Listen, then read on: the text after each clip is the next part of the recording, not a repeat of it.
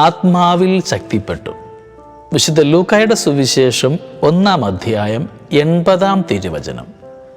ശിശു വളർന്ന് ആത്മാവിൽ ശക്തിപ്പെട്ടു. ഇസ്രായേലിന് വെളിപ്പെടുന്നതുവരെ അവൻ മരുഭൂമിയിലായിരുന്നു. സ്നാപകന്റെ വളർച്ചയെപ്പറ്റിയുള്ള വചനവാക്യമാണിത്. ഈ ക്രിസ്തുമസ് ദിനങ്ങളിൽ ഈശോയ്ക്ക് വഴിയൊരുക്കുവാൻ വന്ന സ്നാപകനെപ്പറ്റി ധ്യാനിക്കുന്നത് മഹത്തരമാണല്ലോ.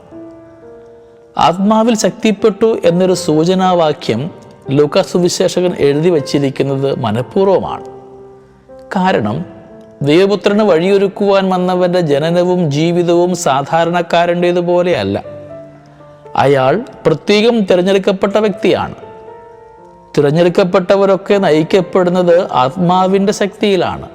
പൊതുവെ ആത്മാവിനാൽ നിറഞ്ഞു എന്ന് കേൾക്കുമ്പോഴേ നമ്മുടെ മനസ്സിലേക്ക് ഓടി വരാവുന്ന കാര്യം ഒരാൾ ദൈവസ്തുതിക്കും പ്രസംഗത്തിനും പ്രബോധനത്തിനുമായി ഇറങ്ങിത്തിരിച്ചു എന്നതാണ്. കരിസ്മാറ്റിക് പ്രസ്ഥാനങ്ങൾ പകർന്നു തരുന്ന ചിന്താഗതിയും അതുതന്നെയാണല്ലോ. സത്യത്തിൽ വിശുദ്ധ ഗ്രന്ഥം പഠിപ്പിക്കുന്നത് മറ്റൊരു തരത്തിലാണ്. ആത്മാവിനാൽ നിറയപ്പെട്ട ആദ്യ മനുഷ്യനെ പറ്റിയുള്ള വിവരണം നാം വായിച്ചെടുക്കുന്നത് പുറപ്പാടിൻ്റെ പുസ്തകം 31-ാം അധ്യായത്തിലാണ്. ശില്പിയായ ബസാലേലിൽ ദൈവിക ചൈതന്യം നിറഞ്ഞു. അതെന്തിനു വേണ്ടിയാണെന്ന് കൂടി വചനം വെളിപ്പെടുത്തുന്നുണ്ട്. നൽകപ്പെടുന്ന വിവരണം അനുസരിച്ച് ശില്പിയായ ബസാലേൽ ശില്പങ്ങൾ നിർമ്മിക്കുന്നതിൽ അതിനോട് ബന്ധപ്പെട്ട കാര്യങ്ങളിൽ ഏറെ നൈപുണ്യമുള്ളവനായി എന്ന് വ്യക്തം. എന്നുവെച്ചാൽ ആത്മാവ് ഒരുവനിൽ നിറയുന്നത് ദൈവിക പദ്ധതി അവനിൽ നിറവേറുന്നതിന് വേണ്ടിയാണ്. ഏത് കാര്യത്തിനു വേണ്ടി ദൈവത്താൽ ഒരാൾ നിയോഗിക്കപ്പെടുന്നുവോ ആ കാര്യം കൃത്യമായും വ്യക്തമായും വിശ്വസ്തയോടും ആത്മാർത്ഥതയോടും കൂടെ ചെയ്യുവാനുള്ളൊരു കൃപ അയാൾക്ക് കിട്ടുന്നു എന്ന് സാരം. ആത്മാവിനാൽ ശക്തിപ്പെട്ട സ്നാപകന്റെ ജീവിതം മുഴുവനും പിന്നെ ദൈവികതയുടെ ചുവടുകൾ വെച്ചുകൊണ്ടായിരുന്നു. നമ്മൾ ധ്യാനിക്കേണ്ടത് കൂദാശകളിലൂടെയൊക്കെ ആത്മാവിൽ ശക്തിപ്പെടുന്നവരാണോ നമ്മൾ?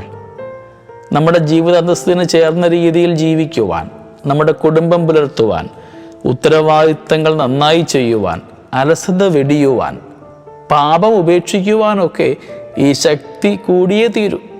ആത്മാവിൽ ശക്തിപ്പെടാതെ മറ്റേതൊരു ശക്തി ഉണ്ടായിട്ടും കാര്യമില്ല എന്ന് നമുക്ക് തിരിച്ചറിയാം.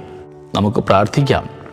ഈശോനാഥ, സ്നാപകൻ ആത്മാവിനാൽ ശക്തിപ്പെട്ട് ദൈവിക ശുശ്രൂഷ അതിൻ്റെ പൂർണ്ണതയിൽ നിറവേറ്റിയതുപോലെ ആത്മാവിനാൽ ശക്തിപ്പെടുവാൻ, അതുവഴി ദൈവിക കൃപയാൽ നിറഞ്ഞ് നിനക്ക് ശുശ്രൂഷ ചെയ്യുവാൻ എന്നെയും അനുഗ്രഹിക്കണമേ എന്ന്. ദൈവം നമ്മളെ എല്ലാവരെയും സമർത്ഥമായി അനുഗ്രഹിക്കട്ടെ.